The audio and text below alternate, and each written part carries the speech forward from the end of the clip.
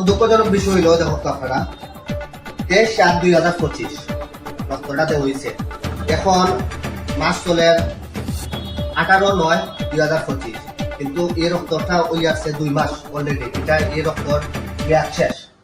আরেকটা বিষয় হইল মোস্ট ইম্পর্টেন্ট বিষয়, যেটা আমরা হসপিটাল 3 তলা, আমরা জানি যে 3 তলা, একটা শিশু ওয়ার্ড, একটা পুরুষ ওয়ার্ড, আর একটা হইলো আপনার কিটা ডেলিভারি ওয়ার্ড, সো মহিলা ওয়ার্ডও আছে। সো সব থেকে মোস্ট ইম্পর্টেন্ট যেটা, আমরা অত বড় একটা হসপিটালের মাঝে মাত্র 3 জন নার্সে আস্থা হসপিটাল সামলায় না। সো আমার কোয়েকশন হইল যে 3 জন নার্সে কিলা 3 তলা মেনটেন করবা। যদি 2 জন ডেলিভারি রোগীর তা হয়, 2 জন নার্স, আর আরেকজন যদি আপনার 2 তলা তা হয়, তে বাকি যে শিশু ওয়ার্ড আছে, পুরুষ ওয়ার্ড আছে, মহিলা ওয়ার্ড আছে, এগুলা চালাইবা কিলা। আমরা 15 মিনিট, প্রায় 15 মিনিট আগে একজন রোগী লই আইছি রক্ত লইয়া, কিন্তু নিচে ইমার্জেন্সি ভর্তি দিছে। আমরা উফরে আইছি, নার্স যে সুপারভাইজার আছে ওখানে সামনে আইছি, আইয়া দেখছি 15 মিনিট উবাইছি, কোনো নার্স নাই। কল দেওয়া হয়েছে 3 তলা 2 তলাতে ইয়া কল দেওয়া হয়েছে, নার্স সকলতে কল ধরা না।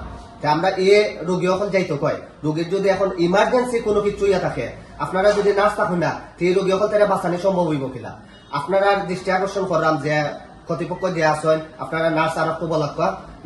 আমার আপনারা কাছে বিকল আবেদন থাকবো যে আমরা যাতে হসপিটাল আইলে, একজন রোগী লই আইলে সুন্দরভাবে রোগীটারে টেক কেয়ার করা হয়।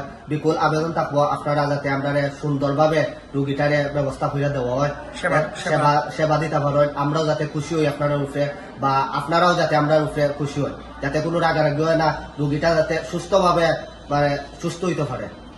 আমরা একজন রক্ত সংস্থার ডোনার মিলাইয়া রক্ত দেই মানুষের, বিভিন্ন ভাবে হেল্প করি রক্ত দিয়ে। তো দুঃখজনক বিষয় হইলো আমরা একজন ডোনারে মিলাইতে আমরা প্রচুর পরিশ্রম করা লাগে।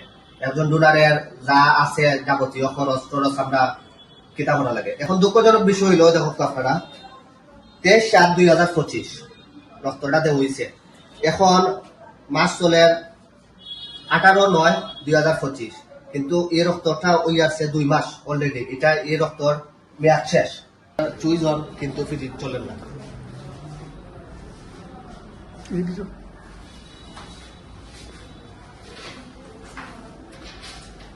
তারিখ দেখো 23/7/2025, এখন চলে 9/18/2025, কিন্তু ব্লাডটা 2 মাস আগে দেওয়া হয়েছে।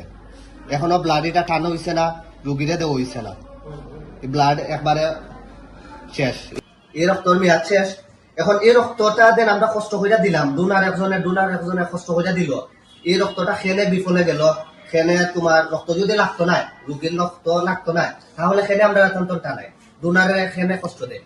আর মেইন যে বিষয়টা, ফ্রিজ আছে, কিন্তু ফ্রিজটাও দেখো চলে না, লাইন চুইচ দেওয়া কিন্তু লাইন তোলা, ফ্রিজ চলে না। এই রক্ত দেওয়ার কোনো ফায়দা নাই, এই রক্ত ফালানি ছাড়া আর কোনো কিছু করা নাই। তো আমি প্রশাসনের দৃষ্টি আকর্ষণ করলাম, আপনারা ও জিনিসটা আমরা জগন্নাথপুর খিতা হসপিটালের ওটা দেখবা যে ইলাখানে ডোনারের স্তন রক্ত আইনা কষ্ট করাইয়া ডোনারে মানে অনেক পরিশ্রম কইরা রক্ত দেয়। একটা রক্ত দিতে আমরা জানি যে আমরা একটা রক্তরে মিলাই তৈলে কেমন একটা কষ্ট করা লাগে, কেমন জার্নি করা লাগে আমরা জানি, আমরা যেহেতু ডোনার ম্যানেজ করি। সো আমার কথা হইলো এই রক্তটা খেনে দেওয়া হইল না।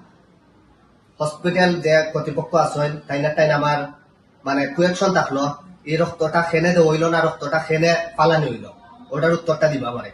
আমাদের জগন্নাথপুর হসপিটালের সহ সুনামগঞ্জের অনেক জায়গায় আমরা ব্লাড দিয়ে থাকি। সবসময় আমরা চেষ্টা করি যেন অসহায় রোগী যেন ব্লাড পায়, যেন কোনো রক্তের অবহেলা না পায়। যতটুকু পারি আমরা চেষ্টা করি ব্লাড ম্যানেজ করে দেওয়ার, কিন্তু আজ এই অবস্থা দেখে খুব দুঃখ লাগলো। কারণ আমরা যখন রোগীর কাছে জানতে চাই রোগীর হিমোগ্লোবিনটা কত, তখন তারা রিপোর্ট দিতে চায় না। এর কারণটা কেন? হিমোগ্লোবিন যদি জানা হতো আজ এই ব্লাডটা নষ্ট হতো না।